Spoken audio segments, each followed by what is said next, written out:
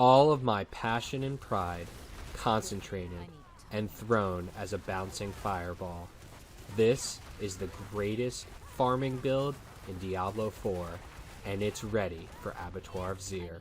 Greetings Internet, DDA here, and as soon as I cleared tier 10 on my ball lightning sorc, I switched right back to fireball because I just have so much fun farming with this build, and that's what Diablo is all about.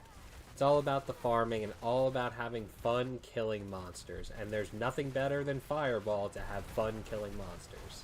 I had to make a lot of changes from my previous video. If you saw my previous fireball guide video, made a lot of changes for it to be viable in the Abattoir of Zir. So far, I've been able to clear a tier 7 on my first try. I tried a tier 9, but the DPS was a little bit low. I probably could have did it if I kept tryharding. But at this point, we know that the Abattoir is going to change. The devs have tweeted out that changes are incoming. Now, hotfix is coming soon, and it may actually be already out by the time this video posts, that hopefully will reduce the amount of experience we need to level the Tears of Blood glyph. I'm still of the opinion that this build is better than the ball lightning for farming. It's much safer, and as you run through the Abattoir, there's a lot of explosions that happen, a lot of big melee attacks, and Fireball's ability to kite and keep distance away from the mobs is its greatest ability, and the fact that it immobilizes also kind of plays to this playstyle because you'll lock the mobs in place, and then you'll just be able to fire, rapid fire them down.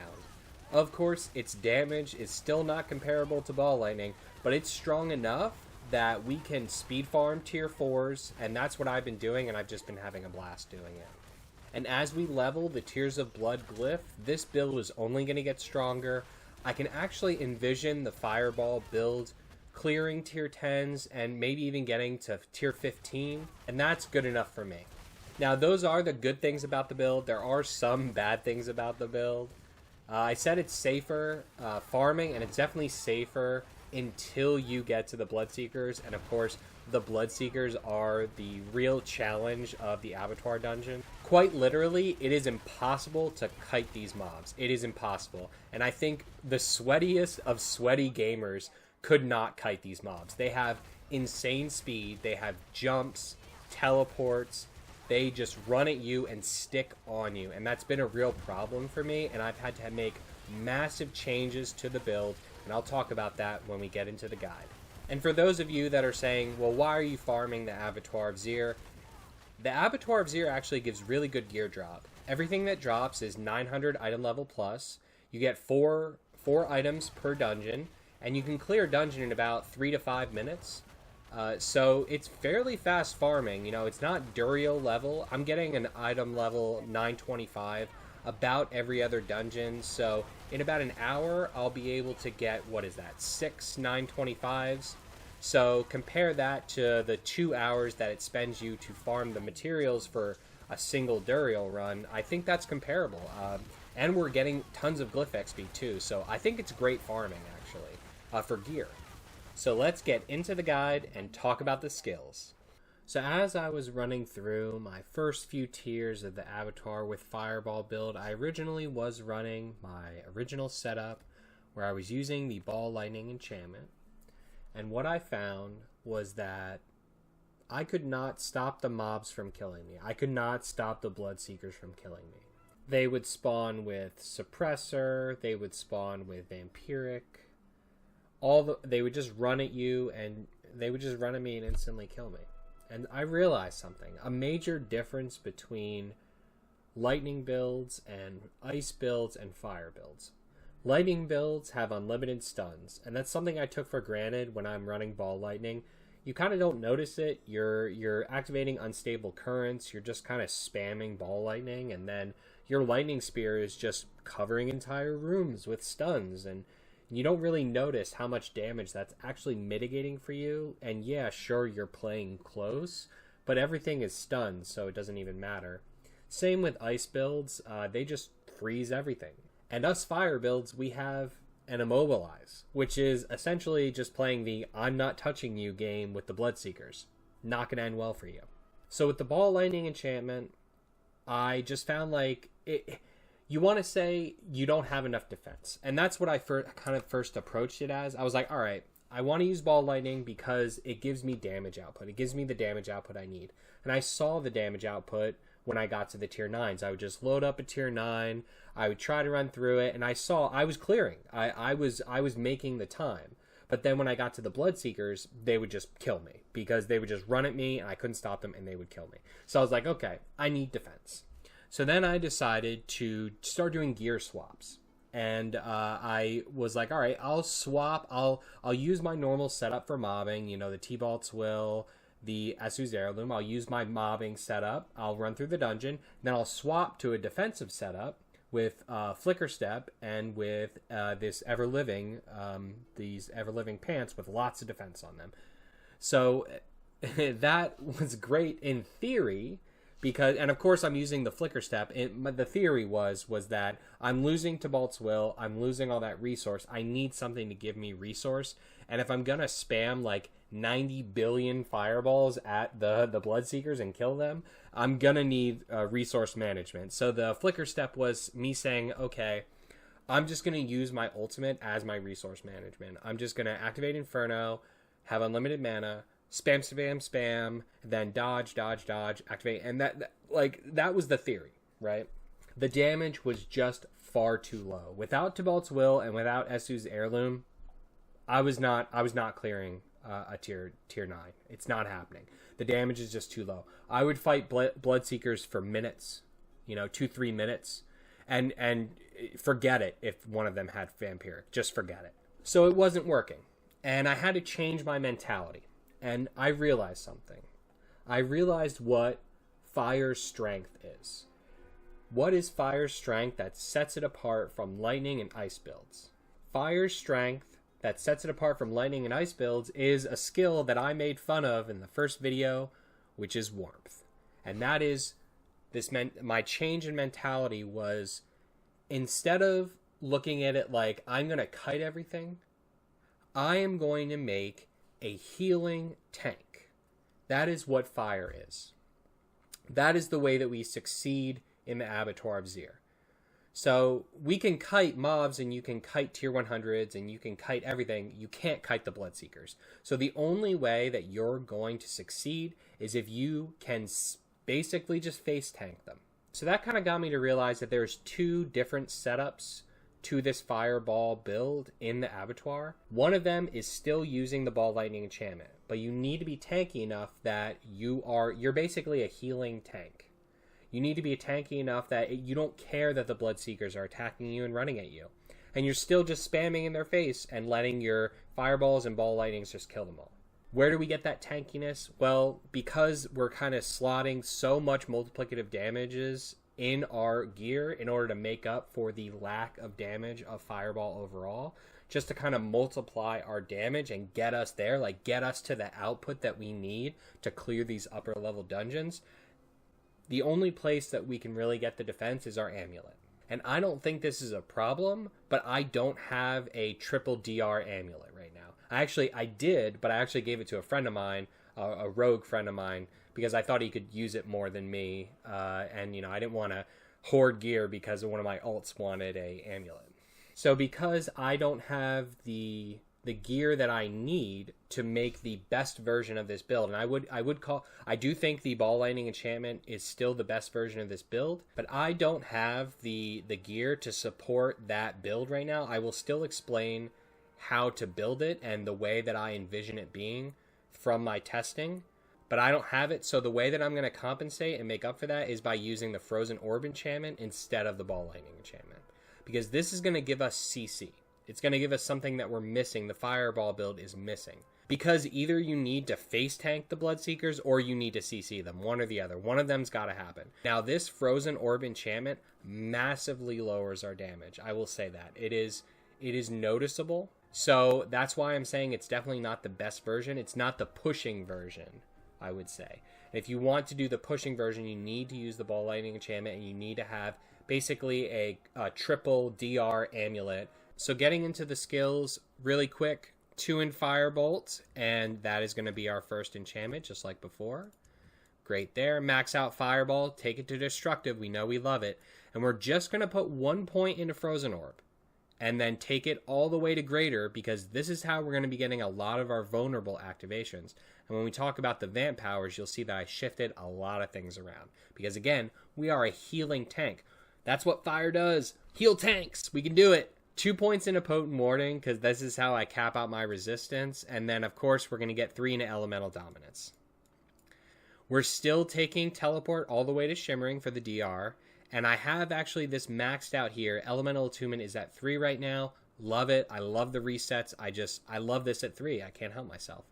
And as you see, I actually took out all the points of Glass Cannon. And this was hard for me. And again, there is a version of this build that plays Glass Cannon, but I'm really adjusting this on the fly. And when you're running through the Abattoir, you really need to think critically about Glass Cannon, because every single point into this increases your potential to be one-shot. And we only get 1 life. And everyone is always talking about how much sigil powder you have to invest into doing this dungeon. And that's very true. And hopefully they lower it in the hotfix. But if they don't, this is still going to ring true. It's very easy for you to just run out of sigil powder, and you can't die. Right now, I have about a 95% or higher success rate in tier 4s. I don't die because, again, healing tank. Strong. Okay? Don't die. And one of the reasons I do not die is because I do not have any points in a Glass Cannon. Sometimes you just get one shot because of it. We're still taking 3 points into Precision Magic for the Lucky Hit. We still have some Lucky Hit triggers. We're still maxing out all of the fire passives. They're amazing. And then as we come down here, this is another change that we've made. We don't take Soulfire at all. This is useless in the Abattoir. This is literally useless. You will never stand still in the Abattoir of Zir. Never. You're constantly, you're running around like a madman. Even like, I talked a lot in the first video about how you can casually farm with Fireball. There is no casual in Abattoir of Zir, let me tell you. There is no standing still, okay? So the only reason we have the 1 point into Soulfire is just to get the 3 into Warmth. Warmth is pretty darn strong. I had mixed feelings about it, and that's because I was so strong relative to the tier 100 content that this did not matter. But now that we're stacking defense, and once we get to the Vamp Powers, we'll talk about this more. But the important thing to note here is that this does not have a cap, or at least I don't know of a cap on it. But it looks to me like it has no cap. That means you're healing 0.9, close to 1, we'll call it 1% of your maximum life for each nearby burning enemy. No cap, okay? It could be 30 enemies. It could be 40 enemies. You could group them up, and I have actually started practicing grouping mobs and pulling large groups together. And sometimes you run into big rooms that you pull 3 elite mob packs all together at once. You make them all burning, and then all of a sudden you're gaining 40% of your health per second. Yes, please. Hello, healing tank. This is amazing. It has so much synergy with the resilience vamp power. It's off the charts, okay? Because it's you're constantly healing. It's like DR healing, DR healing, DR healing. It's like it's just this ballet, this dance between your vamp powers and your skills. The healing tank is here, people. And of course, we're ending with our key passive, Esu's Ferocity. It's not going anywhere. So I said we took off Glass Cannon to save ourselves a little bit of damage, and how we made up for that is actually to add Hoarfrost. Now it's pretty much the same damage as Glass Cannon. Difference being that its uptime is just not as strong, right? So you're getting the 9%. You're pretty much always getting the 9% multiplicative. You're only getting the 18 when they're frozen, which again you need 2 casts of Frozen Orb to freeze them. So it is good. This is better in my opinion, because the Glass Cannon, just the 9% extra damage coming in, it hurts. In the upper tiers, it hurts a lot. So, this is the ice version. In the ball lightning version, of course, we would take these out. We would probably put the points back in the Glass Cannon, because at that point we would have the triple DR amulet to make us into a real healing tank. Now the Vamp Powers have changed a lot. We're still running Ravenous. We are, again, super duper healing tank, we are running both Undying and Resilience. So we have double heals. We have Undying Warmth. Quite literally, my healing bar is going like this. That's what it's doing. Because I'm just able to take so much damage with Resilience and just heal it all back. And I don't have that much armor. If you look at my armor, I mean, I'm at 88. With fully stacked Disobedience, I'm upwards of 11 or 12k, somewhere in there. So it's not like I have low armor, per se. I'm about 2,000 off of the cap, which is less than I would like. I would like more armor, but I'm missing some of my rolls. I have a really low item level chest at 864. That's really low. And then I have a really low, not a really low roll, but a low roll on my amulet for armor right now. So I can squeeze out more armor points. I could probably get this up to around maybe 9.5, 10k upwards base, and then letting my Disobedience get me to the 13, 14 range. That would be like the sweet spot for me, where you would really hit it. And of course, if I want to push tier 15s, that's where I would have to be. But even with that low armor level, my Vamp powers are compensating for that just by the massive sheer healing of the healing tank. I feel like this is City of Heroes. If you've ever played City of Heroes, the flame tanks, that's what they were all about. The flame tanks were all about healing. You had amazing healing powers. We're still running with Infection for the Talrashas for the 15% multiplicative. Now, there is another option here that I've been meaning to try. I've been meaning to try out Domination, which is actually more damage than the 15% from Talrashas, and it gives you the execute on non-elite enemies, which is relevant when the mobs have ridiculous HP. So this would maybe be better for pushing. The problem is that the Infection is better for the Bloodseekers, and I really think that you should always be like building your entire character for the Bloodseeker fight. You can just roll through the mobs and the early dungeon, as long as you don't mess up and get hit by an explosion or a huge overhead melee attack or something. You should be fine, but the Bloodseekers are where it's at. So, you know, the CC is very temporary against the Bloodseekers. They become unstoppable pretty quickly. And so this is not as relevant as the Talrash's 15% multiplicative, which is why I have this in now, but I want to kind of play around with that.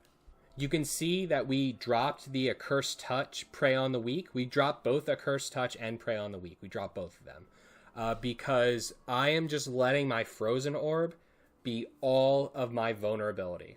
Now, the other thing that we added is the Metamorphosis, Vampiric Power, and the reason that we added this is because I needed the Unstoppable, simply put. Again, because this build severely lacks crowd control, and because of that, the crowd control is everywhere. It is so ridiculous. Sometimes you'll just be in rooms and there'll just be ice everywhere. And if you don't have, Flame Shield only gives you 2 seconds. Teleport has, a 7-second cooldown. Sometimes it's down. You're constantly spamming. This Unstoppable, it's just needed. I found like I was just getting CC'd too often, especially against the Bloodseekers. If they have like double frost affixes or something like that, they will CC you. This is needed for the Unstoppable, in my opinion, just for the simple fact that there's so little CC in this build that you're just so susceptible to everything around you. You need this extra Unstoppable. For the Ball Lightning version of this build that you would use for pushing, you would probably drop the Metamorphosis. You would probably drop the Infection, maybe. You would think about it. And then run the Accursed Touch, Prey on the Weak combo, because that's how you would get your vulnerability back in the build for maximum DPS. But you would still keep the double defense because, again, healing tank. So getting into our Paragon board here, I'm really happy how the Paragon board ended up. I grabbed pretty much every HP node that I could. I optimized this board a lot. I made a lot of changes compared to the previous guide. And like I said, I'm really happy, so I can't wait to show this to you. Grab all the HP here, grab the max resist, really great nodes there. Glad I kept those in. And then likewise here, grab this extra HP here, and then grab your Elementalist as you're moving up to grab this Intelligence over here to slot in your Elementalist glyph. Again, we're still running Talrashas, so we want that stacking. 15% multiplicative damage is a lot from a glyph, so we wanted to keep this in. Plus, you get the boosted resistance to help us get to that cap. You're going to grab all this non-fizz damage and all this resistance, and then move on up to your heart in the Enchantment Master board. Now, this is the first change here. The first major change is we dropped this node over here. We can't help it. We had to cut something somewhere, and if the choice is between the double damage or the damage and life, we're going for the life. So that's the cuts that we had to make. So we came over just as before, come up, get this resistance, and then plug in your reinforced glyph to boost the resistance and non-physical damage nodes again. You're going to come straight up and grab all this max life here, this 8% max life that you can grab. So we're actually getting over, is that over? No, it's actually 20, yeah, over 20% max life from our Paragon board, just from the last few that I talked about. Lots and lots of max life. Healing tank. So then come over here, and we are going to enter into our Frigid Fate board. Now, we moved this earlier, the Frigid Fate board, and we bumped the Searing Heat back because we were only activating damage in the Searing Heat board. It was giving us extra fire damage, which is good, but damage, I needed more defense. I just needed more defense. I'm not getting the defense from my gear, so I need to get the defense from my Paragon board. And the first thing we're going to do when we get into the Frigid Fate board is we are going to grab the guarded node to get 10%, actually 12% damage reduction from vulnerable enemies. Really great, just an extra layer of damage reduction that we're putting on ourselves. Then come over, grab the Frigid Fate. You can see it's only at 22 because I had to remove a lot of non-physical damage nodes. The Frigid Fate board is actually where my Tears of Blood glyph is living right now. There is actually a lot of intelligence on this base board. I talked before in my update video, my tips and tricks video. If you haven't seen that video, click somewhere to please take a look at that video. But it's where I went over my tips and tricks for the Abattoir of Zir. And I said that in that video that it really didn't matter where you're putting this glyph. That's not completely true because the Frigid Fate board had, let's count them, 1, 2, 3, see 6, it's actually 10.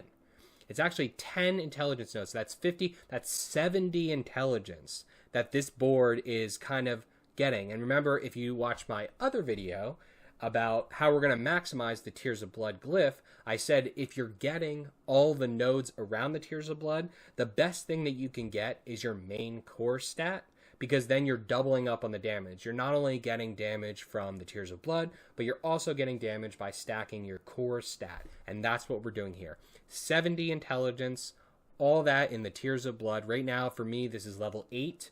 In the video clips that I showed, this was only level 5 or 6. I've been farming some, so it got a few levels. But then we're going to come over and we are going to come to our, what is this, Burning Instinct, I think? Burning Instinct, yes. So this is another great board here. This is going to give us a lot of damage reduction from burning. I actually placed in the Tactician, I dropped the Unleash glyph, and that is because I wanted to maximize my damage reduction. I was only losing about 4% damage reduction from burning, but when you're getting one shot, 4% could be the difference between being one shot and not being one shot. And when you're getting that continuous healing, every little point of damage reduction, it counts. So this is, the Abattoir of Zir is literally a balancing act. It is a balancing act between damage and defense. And you just need to keep moving the dials and just keep balancing until you just get it just right. You can't have too much defense because then you won't clear it. You can't have too much damage because then you'll just die and get one shot. It's really a balancing act. So this is kind of the iterative versions that I went through, and inevitably I just decided to go with Tactician, get the extra 4%, or it's like 3.5% or 4% damage reduction from burning over the Unleash glyph. I didn't really need the mana with Tybalt's Will. But what we are getting is we are coming down and getting this Safeguard glyph. This glyph is, I think, pretty much the only armor that exists on the Sork boards. There may be one other one in one of the ice boards, I can't remember, but this is the best one for us. It gives you damage reduction from elites, Bloodseekers, and then also it gives you 200 armor, which with all your pluses and percentages ends up being around 300 or 350 armor. So just really strong here. Gotta grab this node. I'm so happy I was able to fit this in and max out my Tears of Blood. Really good there. So then we're going to come up and we are going to come to our, I think this is, yep, Ceaseless Conduit. So now what's great about Ceaseless Conduit, and I didn't have this in originally, but what's great about Ceaseless Conduit is you can come in, grab all this dex, and then go out of the board in just like 22 points. I think I'm only spending about 22 points here, just coming in, plugging in my Destruction Glyph, getting 34 dexterity out of it, but only spending the 20, I think it's 22. I don't want to count it right now, but it's around there. So really high impact for low number of Paragon points here running through. So I actually figured out a way to better orient this last Paragon board here, and I reshot this. So if you notice that things changed slightly suddenly, it's because I just changed this Paragon board and I'm a perfectionist, so I wanted to fix it for the video. So we're actually going to come through and come up and down, and we're not getting this rare node. That's the change that we made, because we don't need it. It's a little bit of fire damage. We don't need this rare node. But we can come down and then put in your territorial glyph. The only reason I have this in the Paragon board is because of the Bloodseekers and for the damage reduction to close. It's literally the only reason why it's in the board. The damage to close is nice when it activates, and again, it's probably good against the Bloodseekers because they run at you a lot. But this just, it feels so much better to have this in for the extra damage reduction to close. I like this. I've been running with this a lot. So then just come down and grab the dexterity just to activate it, and then come up and through the critical strike damage and the fire, and then go and grab your Searing Heat. Now for the extra points that we save by not coming down and getting this Flame Touch, we actually fleshed out, I was thinking a while of where we could put the points. We actually fleshed out these nodes here, and I got an extra 6.6% damage reduction from elites. It was like 4 points that we saved, and then I got an extra 4% damage reduction from vulnerable. So I actually added 10% damage reduction for those points that I just saved. So that's great. So talking about the gear briefly here, because we talked about it a lot in the first video. If you haven't seen the first video, please go check that out. But we are still running with Shaco, and just like I talked about last time, you could run with Godslayer Crown, or you could run with a defensive helm that has the ever-living aspect on it. Which of these is better? I'm not sure. I would almost say the Godslayer Crown would be better because it would give you an ability to hard CC the Bloodseekers and group them up, and it give you a chance to really burst them down inside that 60% multiplicative damage. That could actually end up working out really well for you. I'm not sure though, because I haven't tested them out specifically, but I would just try them both out if you don't have a Shaco. The other thing I want to note is I do have Aha Varian. I know that the best version of this build does swap to this. If I want to clear the upper tiers of the Abattoir, I know it does. I know the power of this. And if I wanted to, I want to say if I wanted to cheese it, but it's really not cheesing it. It's really power gaming. I would say power gaming would be a better word for me to use for this, to switch out to this. But it's an uber unique, and just like with the Shaco, where I want to make sure that you all have options that I know most of you probably don't have Shaco. I know most of you probably don't have Aha Variant. So if you saw clips of me beating dungeons, or if I just use this in any way to beat dungeons, it's just an inaccurate way to represent the build in comparison to how you're going to be able to use it. So if I try to push with this build after this video, I'll probably start doing the swaps and start optimizing that. And just for those of you who understand, if you do have this, the reason that you want to swap to this and not just use it is 2 reasons. One, because the Staff of Endless Rage is higher raw damage. It is. The affixes are amazing on this. Don't get me wrong. The attack speed's amazing. We are over capping for attack speed already. We talked about that last time. So we're over capping already. There's no reason for this to really matter. There is an option where you could go Aha Varian, then maybe drop the Ancient Flame aspect, move the 3 curses to the ring, and then put Disobedience on the amulet. So that's something that's a way you could make it more tanky, and maybe that would be an option for you. But personally, again, this is a balancing act between damage and defense. And we should use our ability to kite as best we can, even though we know the Bloodseekers are going to be running at us. We still want to try to kite them. We don't want to just face tank them. So that's the first reason, is that this is clearly higher damage. There's no question. The other reason is you want to be able to control when you get the shrine. Because, this only lasts for 20 seconds. It can only occur once every 30 seconds. And the Bloodseekers take about 5 or 6 seconds to spawn. So you're already down. You're already down 25% of the shrine. If you don't time this perfectly and pull an elite and have the elite be the last kill, and then you just stand there and let the Bloodseeker spawn on you, its effect is not as good as maybe we once thought, because the Bloodseekers take a fair amount of time to spawn on top of you. I haven't tested it out too much because I didn't want to overinflate the build. I know it's going to be good, the swaps, but that's an option, something to think about if you happen to have this. Still running the Gloves of the Illuminator, of course. Those are mandatory. Gotta have those. Maximize your ranks of Fireball. Maximize the aspect. Well, minimize the aspect. You want to reduce your Fireball damage by as little as possible and maximize the crit strike chance. Still running the same chest that we were before. We're running Disobedience on there. We got a great damage reduction from burning. Great damage reduction from distance. And, I wish the item level was higher because... it's a lot. It's 80 item level points, so that's almost 100. It probably ends up being close to 300 armor I'm losing if this was 925 with all the percentages. So that's a ton. So I'm really missing that, but we'll work on it over time. Esu's Heirloom, best for this build. So strong, so good for farming, so good for damage. Just capture damage out to the 9s. And your amulet, we already talked about this. This is not ideal for me. Not only does it have a low roll on the total armor, but mana cost reduction. I could handle not having the mana cost reduction with the Fiery Surge. I think it's enough with the Fiery Surge and the Debalt's Will and all of the resource generation you get from both of these rings and the Harlequin quest. All that resource generation, you're getting pretty much, it's almost 60%. It's 50%, 60% resource generation, so it's a lot. So I can handle it. Fireball has a pretty low mana cost already. So I think it's 32 when we take this off. 30? Not bad. You can handle that. 30 mana, you can handle it.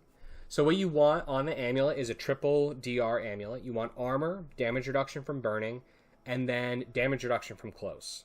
Damage reduction from close, again, because the only thing you care about is the Bloodseekers. They're going to be running at you. They're going to be doing damage to you in melee. You need the damage reduction from close. So I'm going to try to find that, and once I find it, I'm going to start pushing with the ball lightning version of this build. The Frozen Orb version of this build is working out well. 2 casts of Frozen Orb freeze. It's great. I love it. All right, it gives you just that little bit of time to do more DPS. And the rings, we're keeping them the same. You got the Ancient Flame on there. I actually did try dropping this and switching it out and trying maybe Conceited. I tried other options here, but you notice the difference in attack speed, even though I say we're overcapping, which we are, but the uptime of Ravenous and the uptime of everything is just not perfect. So this is just needed. I hated it, to be honest with you, when I took it off, so I added it back on quickly. So there you have it, your Fireball Farming Build 2.0, built and ready and tested in the Abattoir of Zir. Strong to speed farm tier 4s and under it. I mean, you just crush tier 1s like they're a tier 100 at this point. They're very easy. Tier 1s or tier 2s.